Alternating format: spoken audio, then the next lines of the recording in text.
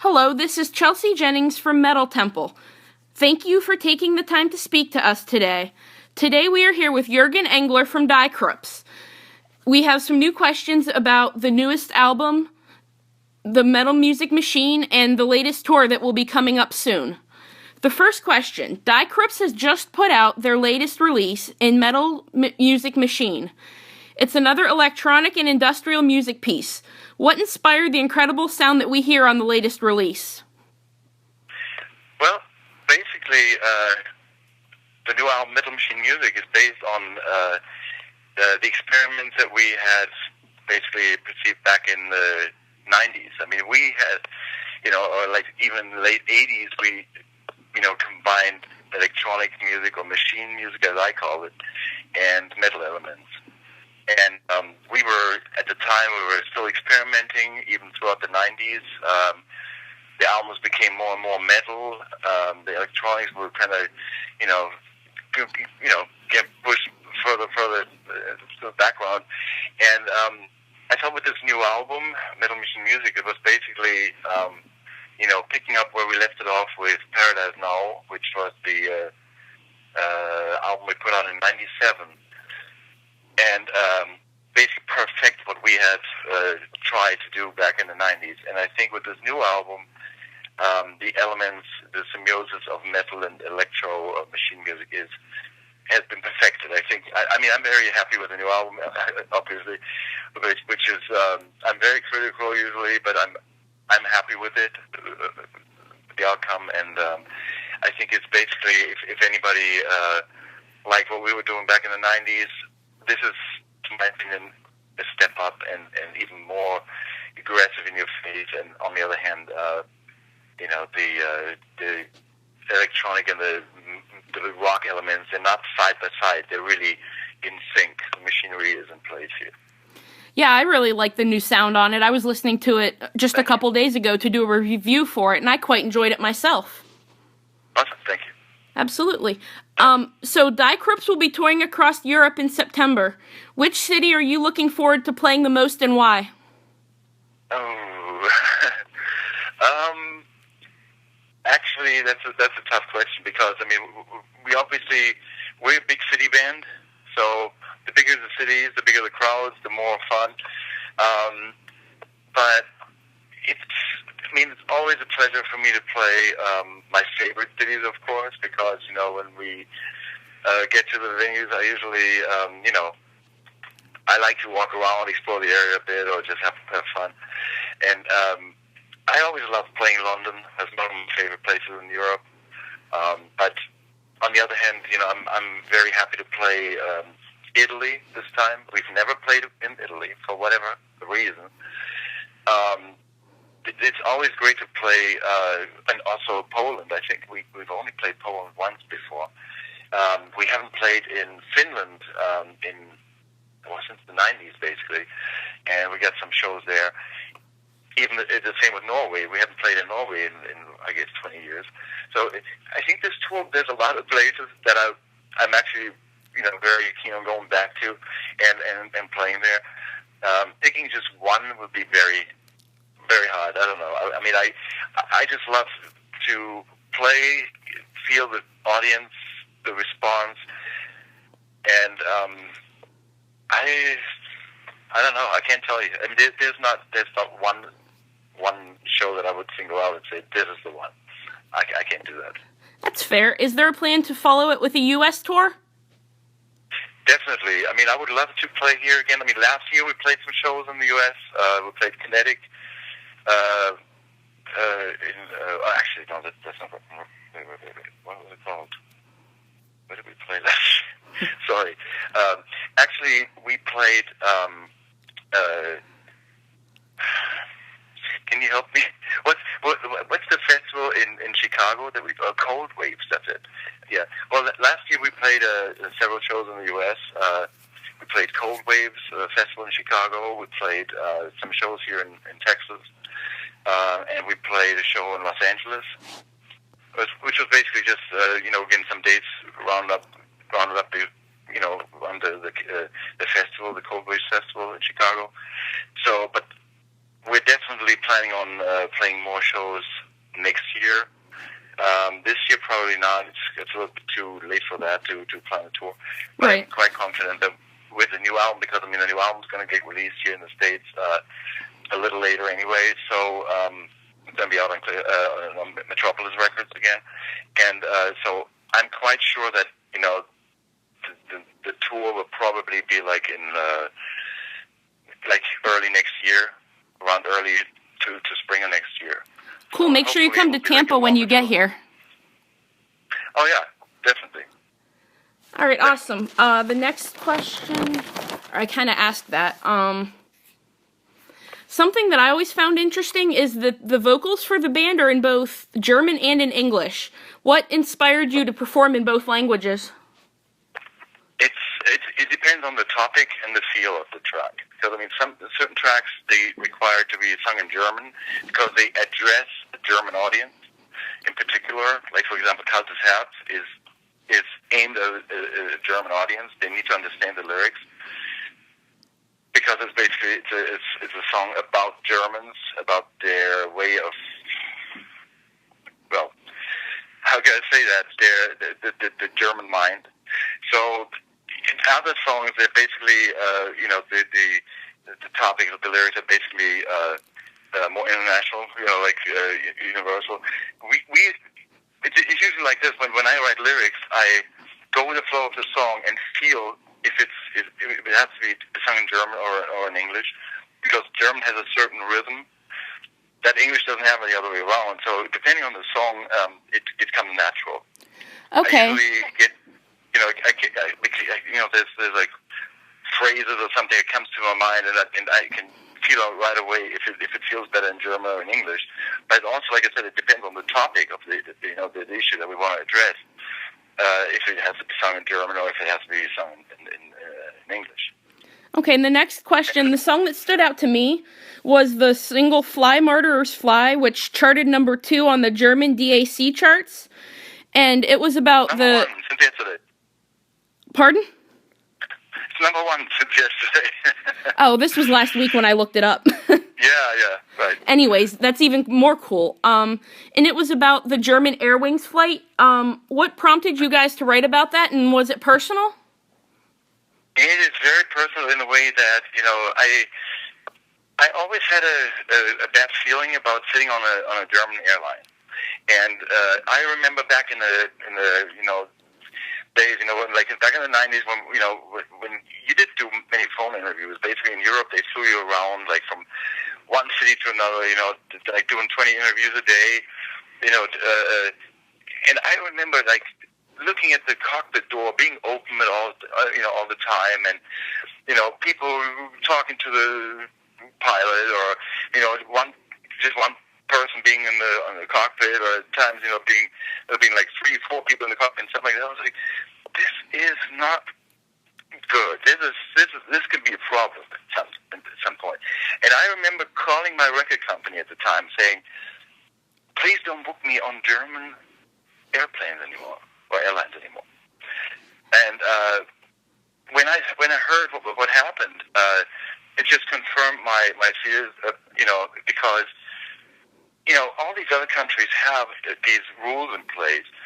These, you know, 2 people at all times in the cockpit rules, confidentiality rules, like are overruled by, for example, if, you know, a pilot or somebody who's responsible for, you know, hundreds of people on a plane, if there's any mental issues, you know, the doctor can actually inform the employer. In Germany, there's no such thing. You know, they have rules in place for everything. For everything. You're so regulated in Germany. More than in any other country, I'm sure. But because Lufthansa is this big money machine that, you know, basically contributes to the economy in a major way, they have their own rules. I mean, they can basically dictate how they, you know, how they want to make the rules, or which ones they want to put in place.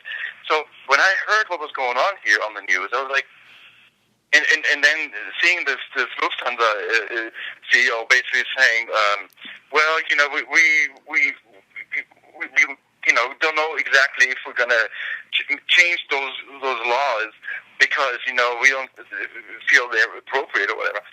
It just proved, again, you know, that there's something really wrong there, because, you know, all these other countries already have all this stuff in place.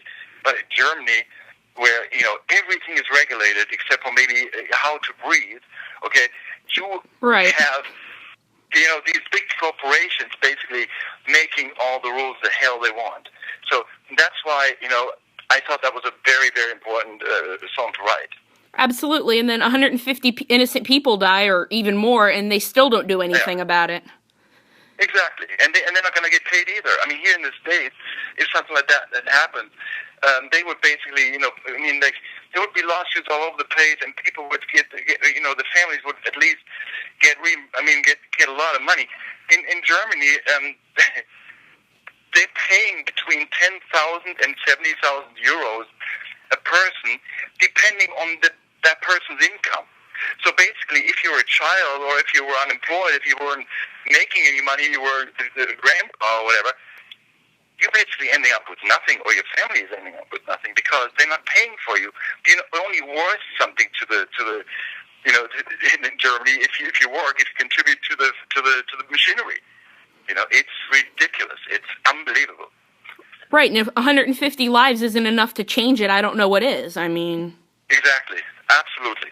And it makes me so mad seeing it, and like I said, that was, you know, a song that needed to be written, and also, you know, all these news samples, they just needed to be in there so people understand what's really going on. Because I think that was so important. You know, I spent days just analyzing all these news reports and stuff, and like pick the best little bits and pieces to really make the point, bring it across. Yeah, and I mean, if 150 lives is worth more than that kind of money, I'm sorry, that's just wrong. Exactly. Absolutely. It's more money than someone's life at that point. Exactly.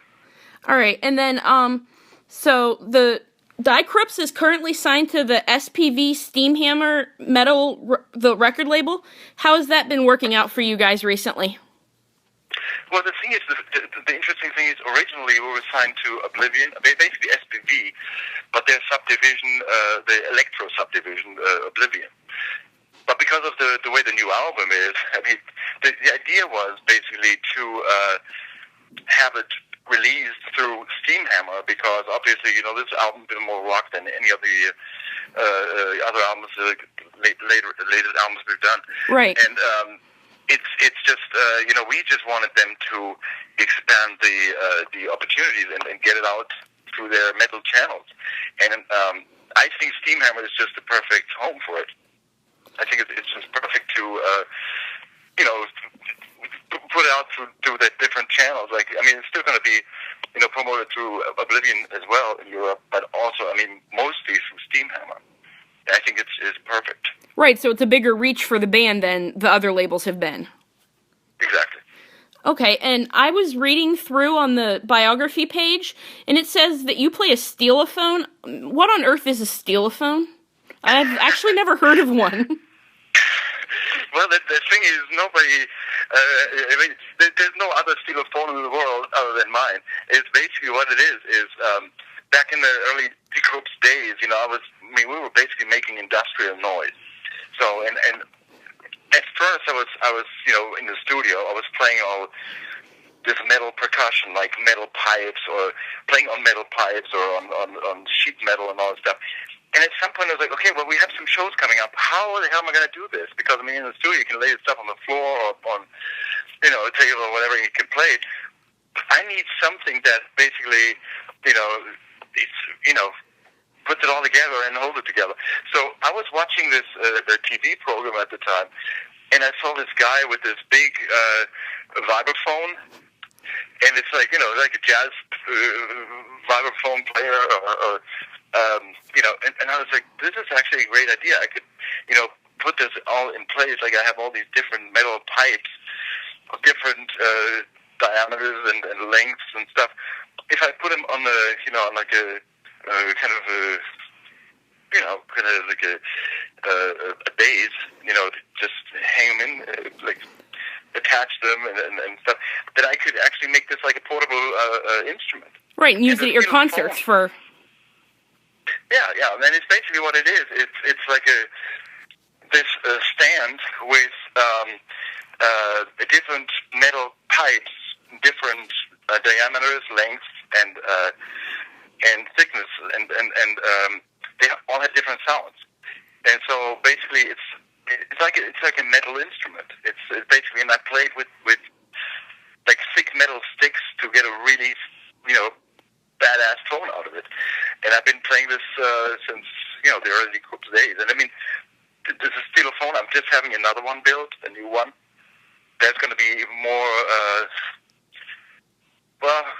massive, brutal sounding. And there's always a way to improve it, sound-wise. But that's what I play. I mean, it is my instrument that I play live, and it's I guess the specialty of Die Krupps. They have that, because I don't think there's any other band who has that kind of stuff. Yeah, because I heard it on the album. Like, it was really obvious that it was there, and I'm like, what on earth is this thing? I looked it up online, and it didn't really return anything. Yeah, because it's the only one. I guess that would make sense. I'm like, why can't I find this anywhere? I mean, I spent a good half hour trying to figure out what on earth one was. Well, what you can do is you can Google Juergen Engler and Stylophone, and you can probably get some images on Google. Yeah, okay. I mean, I guess if I put the name with it, I should try that. Right. All right. Like, for example, when you put Die Krupps Metal Machine Music on YouTube, you get some of our shows, because in Metal Machine Music, that's why I have the longest solo, or also Machineries of Joy. You can see where when I play it. Oh, cool. I have to look that up then. That would be neat. On the new album, The Metal Machine Music, what is your personal favorite track off of it, and why? That's see, those personal favorites questions. That's kind of hard for me, because it actually, I guess it really depends on. I know that Untitled Chapter was my first favorite of the album. Musically, I liked it a lot, and also lyrically, I really liked the lyrics. I wrote them a while ago. They were actually written before the song was written, the music was written, which is unusual, because usually I write the music first, and then, or Marcel, our guitarist, writes music, and we kind of throw ideas together and stuff. So you write the lyrics for the band, right? Most of them? Well, Ralph and I write lyrics, and Marcel and I write music. I mean, basically, I'm always involved in everything. The other guys contribute to musically or lyrically. Okay, that works. I mean, not to every song, but in general, that's how it goes. I mean, there's always, but I'm usually, every song is at least co-written or written with me. Yeah. Right, so you're not the only one, but you do the predominant majority of it. Right. Okay. But the thing is, Untitled Chapter was very important to me, like lyrically, because it really examines the German mind. These basically, that's why I don't put the song in German, because it's very important to me. It's a song that basically strips them naked in a way. It basically talks about this, these typical, conservative, clean-cut German guys that, when you look at them, you think, like, there's all these straight guys, that are, these great engineers and all these, very highly intelligent, people that are efficient workers and all this stuff. The reality is they're not. On the other hand, you have this Mr. Hyde, which, because of all the regulations and rules in place, all this stuff, which unfortunately is not in place in in certain areas, as we just talked about. Yeah, we learned that lesson. Exactly. All these regulations that are in place that make your daily life really hard and miserable, and like, you feel trapped and confined, they let out in their own little home. So basically, you have all these German perverts who live out their extreme fantasies at home, but when, basically the Mr. Hyde comes out when they close the doors, and, and like, in public, they play these, clean-cut conservative people. Germans are very two-faced, and that's basically what that song is about. Right, about the two ways they live, but the only one is what you really see. Exactly. Okay, and then after the Metal Music Machine album, where do you envision Die Krupps going creatively in the future? I can tell you this. I know that the next albums will be definitely metal. Will have a big rock or metal. The sound basically that what you hear on Metal Machine Music, it's just going to progress, but it's not going back to less rock, like less metal elements again, like we've done, on some of the albums. It's definitely going to get, either stay in the different levels between the musical genre. How can I say that? Basically, the balance between metal and machine music is going to stay the same. There's a chance that the rock element is going to be even more. It's going to progress, right? Yeah. From where it is now. The thing is, I don't want to say exactly where I'm going to take it with the next album because I don't know yet. Right. That usually happens like on tour or when you've played your music for a while. You get more of a vision of what you want to do with the next album. And it was like with Metal Machine Music, for example. I was already planning on putting out an album like that before the last album, Machines of Joy. I knew I was going to take it to back into metal waters again. That was the plan, and I know, like I said, the next album is going to be at least as metal as this one, if not even more. Right. So you'll see where it goes as you go along with. Exactly. Right. So, but we'll see what other things we'll experiment with, or how we're gonna expand it, because I know it's always gonna expand into different areas too.